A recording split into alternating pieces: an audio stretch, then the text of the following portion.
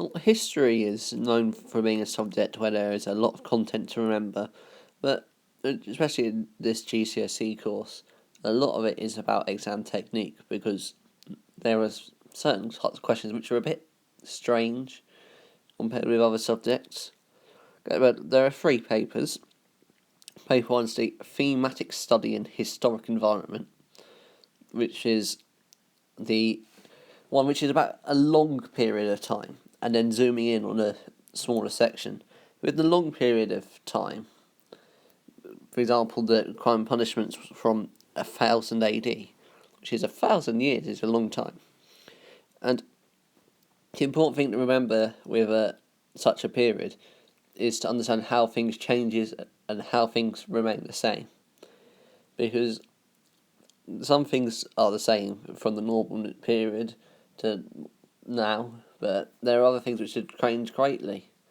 Like, for example, murder is still a crime, as it was in the Anglo-Saxon era. But the punishments, for example, are completely different.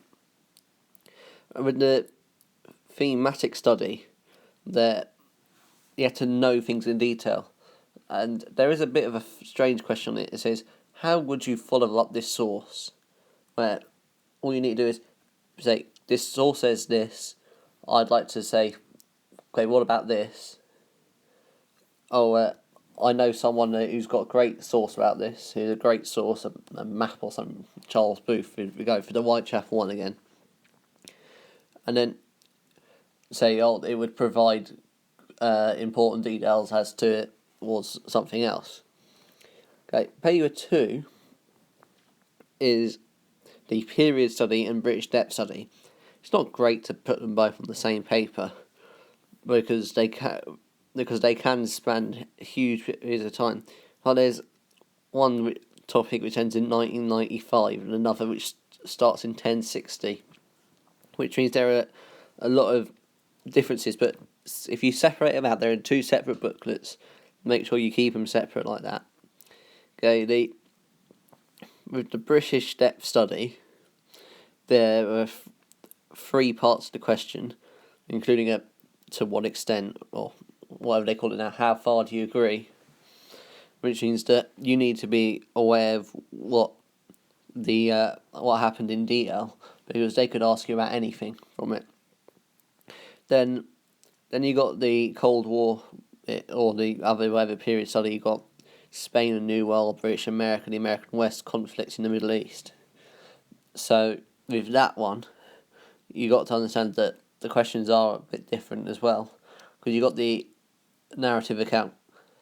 Okay, this happened, which meant this, which led to this happening, which meant this, which led to this happening, which meant this, which led to this overall outcome.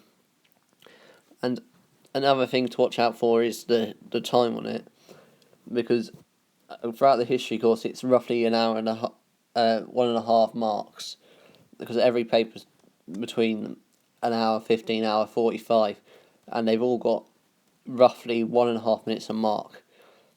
And then with paper 3, which is an hour 20 and 52 marks though, which is less than 1.5 marks a minute, you got to really be careful, because again, the longer answer questions at the end, the how far do you agree, but this time you got the added bonus of there being interpretations. How far do you agree with interpretation 1, interpretation 2, and which means you need to be able to use the interpretation there, but also your own knowledge. Watch out for what the question's about and trying to say, this is true, because we've got other evidence.